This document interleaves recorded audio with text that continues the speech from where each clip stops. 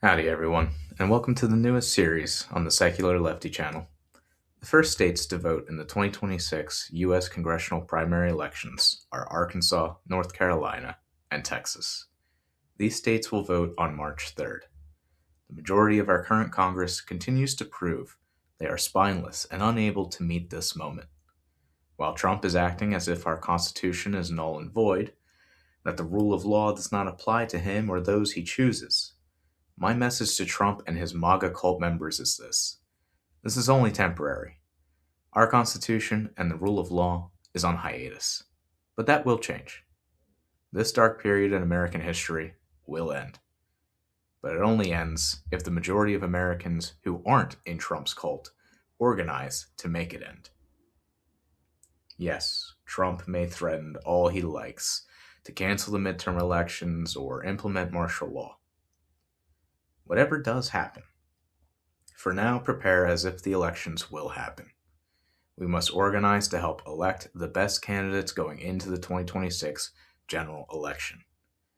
When Trump does attempt various authoritarian election fraud tactics, or if you are arguing elections will not solve our problems quick enough, please hear me out. I understand the concerns, but what is your recommendation?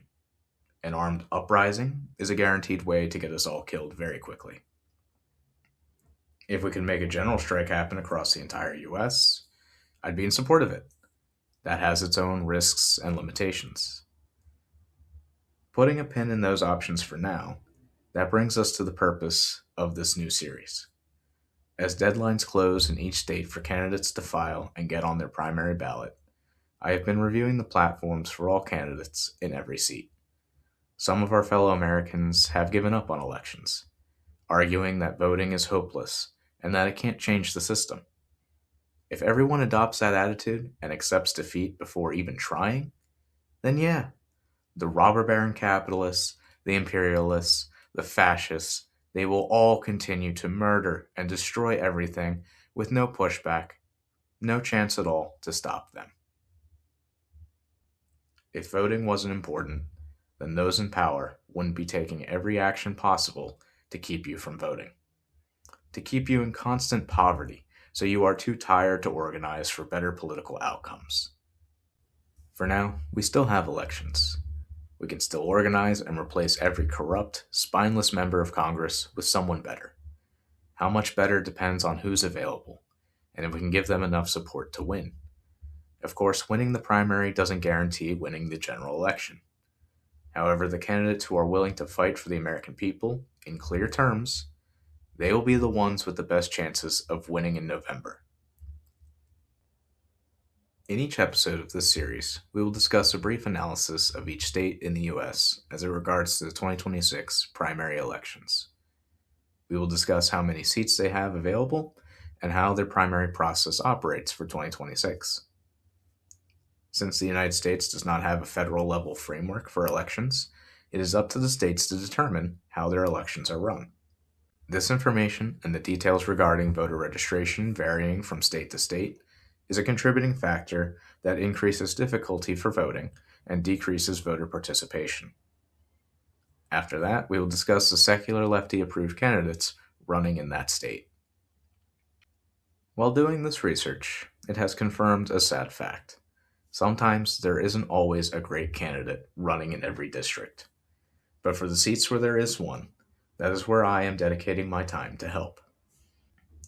I don't have large amounts of money or free time, but for the candidates I do come across who I believe deserve a spotlight, this is the least that I can do for them. The requirements to be a Secular Lefty Approved candidate are the following. They don't need to check all the boxes, but the more the better. I have it broken down into two groups of objectives. The priorities once elected and taking office in 2027, which include impeaching Trump and all others in government guilty of various high crimes, abolishing ICE and supporting indictments and trials for every Gestapo bastard terrorizing our communities. Once all these criminals are removed from government, we then need congressional leaders ready to fight for the policies to address our healthcare and affordability crises, plaguing our people for decades. The candidates running should have a campaign website with this information available to make it easy for voters to know where they stand on these important issues. Additionally, all secular lefty approved candidates must refuse super PAC money, corporate money, or money from APAC or any other large money lobby. These candidates must be unbought, so we know that they serve all Americans, not their biggest donors. Voting blue no matter who doesn't work if we replace corrupt politicians with other corrupt politicians collecting money from the same donors. With all that stated, let's continue the series with our third episode discussing the elections and secular lefty approved candidates in the state of Texas. Texas is a very large state and the second most populated, with a little under 32 million people. For now, the majority of the state is very red. Republican Greg Abbott has been making the lives of Texans worse for years now. Both Senate seats and the majority of House seats are Republican controlled. All but 3 seats are APAC controlled. Texas, like many states, have a bleak congressional slate representing them.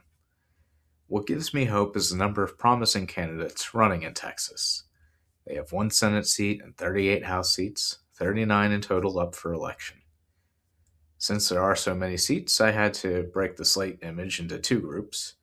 The first 20 seats are on screen now. Let's change it over to the second group here. Of these 39 seats, I can happily say 18 have candidates who meet the secular lefty approved requirements. Before talking more about the candidates, let's first discuss how their primary election works. In Texas, the information provided from Ballotpedia here tells us that the primaries are open. What this means is that all registered voters in the state of Texas may choose to vote in any party's primary. In closed primaries, this is not the case, where you may only vote in the primary of the party you are registered with. Closed primaries are another method in which voter participation is decreased to help the parties increase their control over the candidate selection process. A way to improve our voting system is to require all states to have open primaries, preferably with some form of ranked choice voting. But for now, we have to work with the systems in place. The other point of interest is that Texas requires their primary candidates to win a majority of votes, meaning over 50% of the vote. If no candidate achieves this, the top 2 vote-earning candidates move on to a runoff election prior to the general election. If you are an eligible voter in Texas, this next bit of information is very important. This is from the National Conference of State Legislatures. If you are not registered to vote, you have 30 days before the election to register.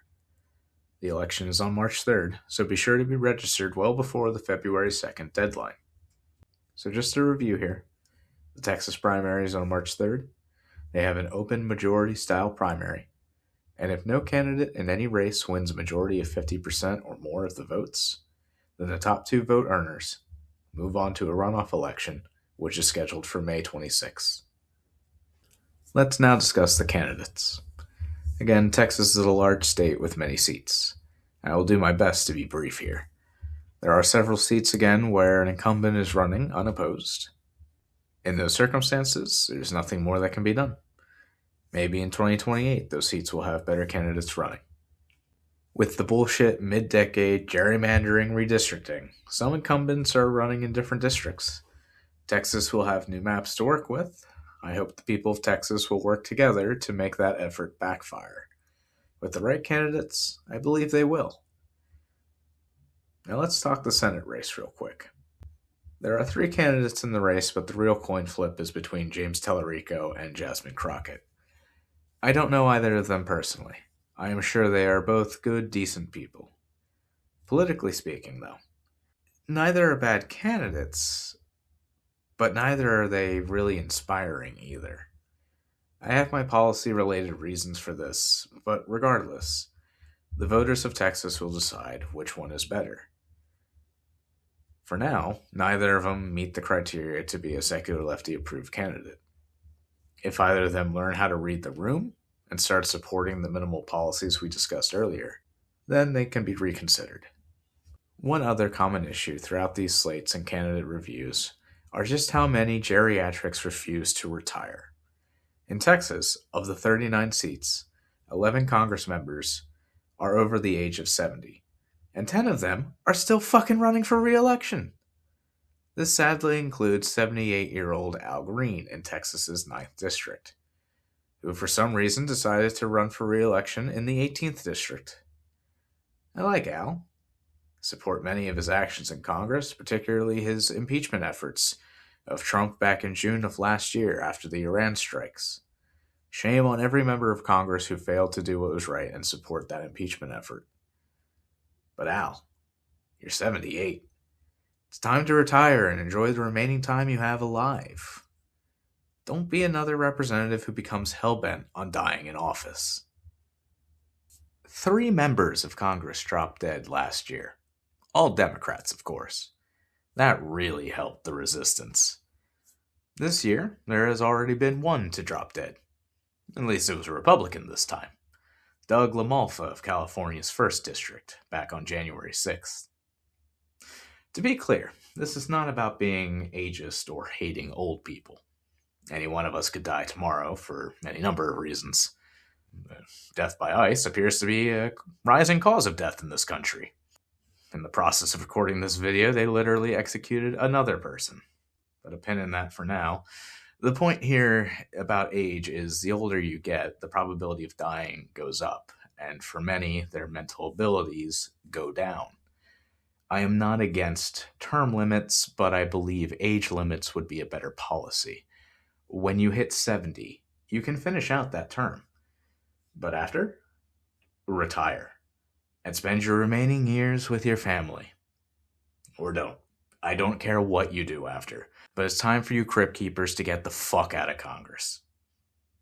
Putting my age rants aside, let's return to the primary candidates.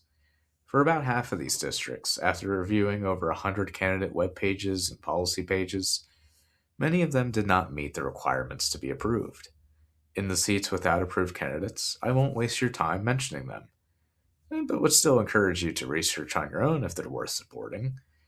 If you are a voter in one of those districts, here are the options as I see them. Some seats have Democrats that may not support the policies we need right now. What? They're certainly better than a Republican. Of course, that is a weak argument and the same lesser of two evil bullshit that has led us to fascism. So for those who have been arguing to not support the Democrats and support third party, here's the sad reality with that.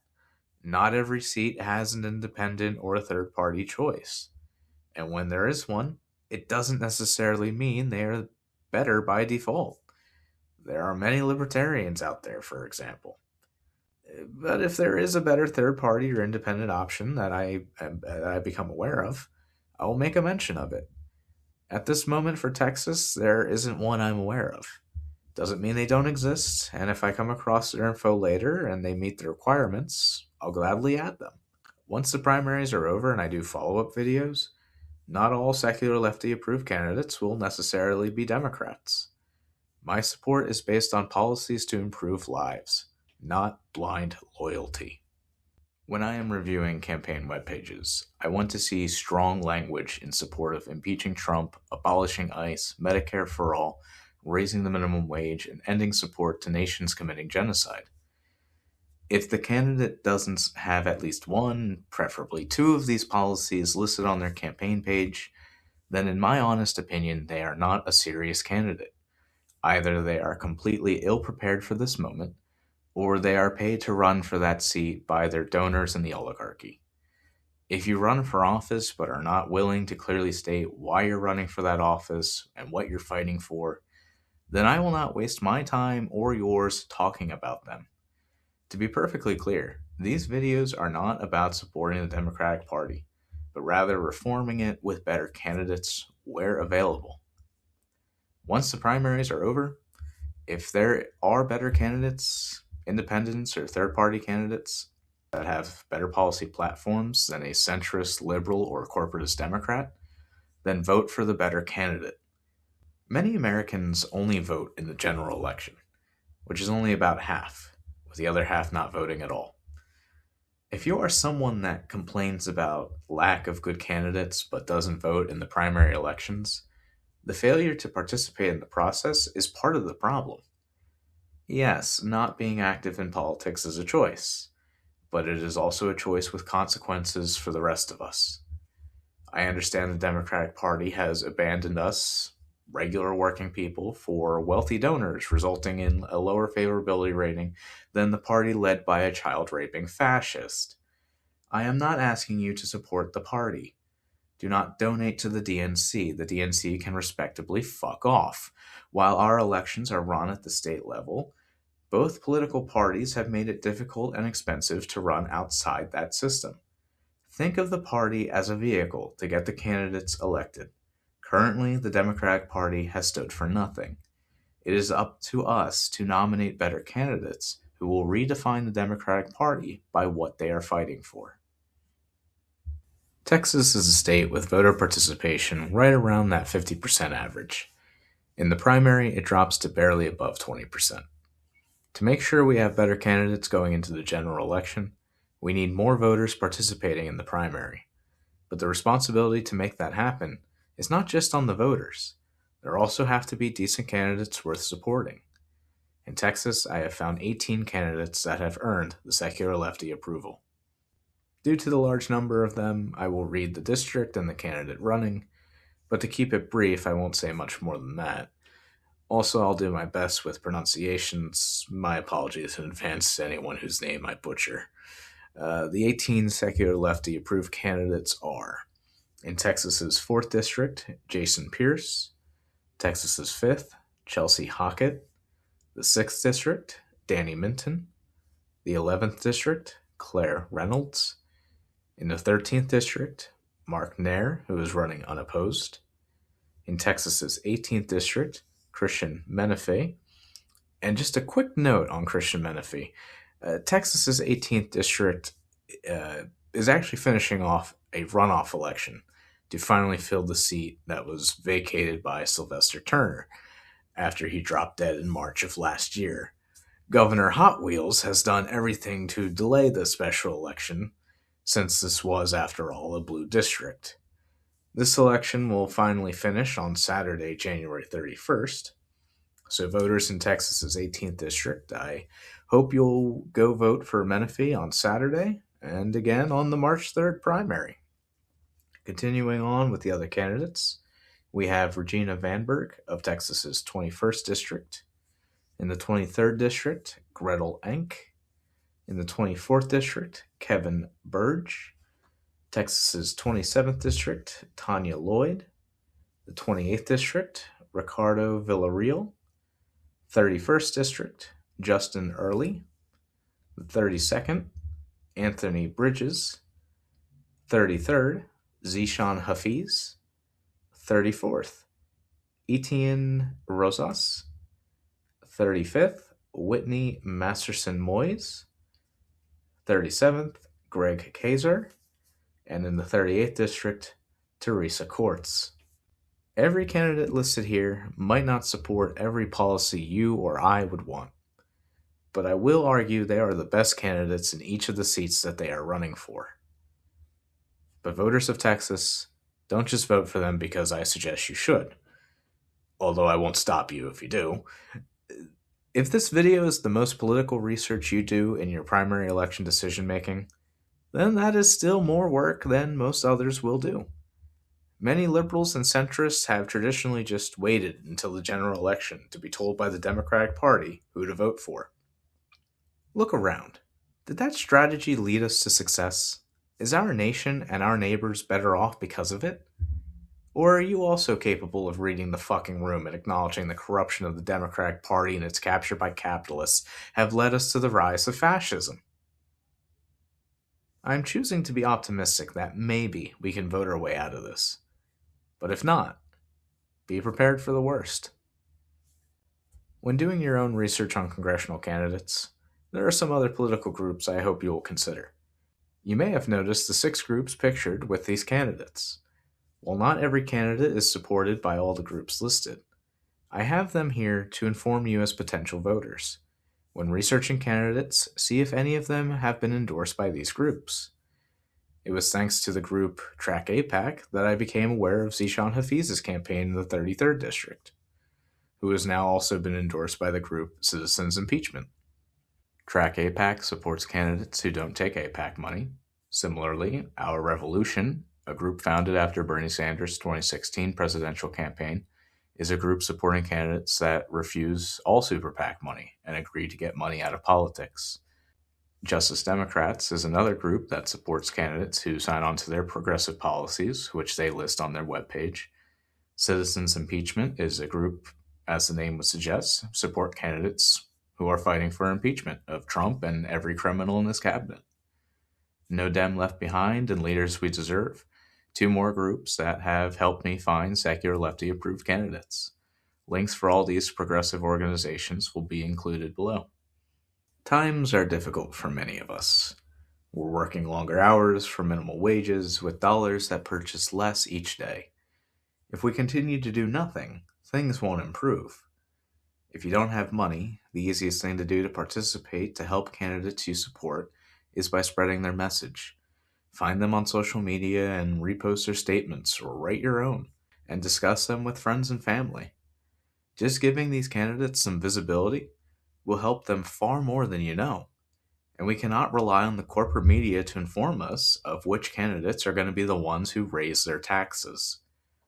I would never ask you to give money to the Democratic Party, a shithole organization that has wasted $20 million to learn how to talk to men when all they had to do was raise the minimum wage, support Medicare for all, and end support for genocide.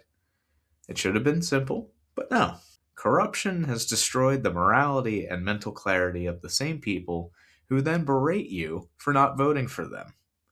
So instead, if you are in a place to donate and want to help make a better future happen, either find candidates and donate to them directly, preferably a Secular Lefty Approved candidate, or donate to one of the 6 groups that we discussed. Or, if you like today's video, please consider throwing me $1 or $2 over on my Patreon to help support the channel. Be greatly appreciated. Final thing to note is, yes, not every seat is a guaranteed Democratic or progressive victory. But if no one tries, then the seat is an automatic loss. It may be difficult. I by no means want to give the impression that this will be easy, but it is not impossible. We discussed how voter participation is low. Trump continues to lose support for each of his disastrous actions throughout his second term. We could have the combination for victory here. Enough Republicans discouraged from voting because of Trump, and better Democrats who give voters something to vote for. The 18 Secular Lefty Approved candidates in Texas could very well be the Democrats to flip red seats and replace the corrupt Democrats. We will see. As stated, Texas will be voting on March 3rd, along with Arkansas and North Carolina. Arkansas and North Carolina have already been reviewed and ready for you to watch. More videos will be released throughout this year for every state's primary election. If you found anything I said in today's video useful, please share the video. Give it a like, subscribe, and ring that bell to be notified of my newest videos. Until the next one, consider checking out my other work on this channel. Thank you for listening, and take care.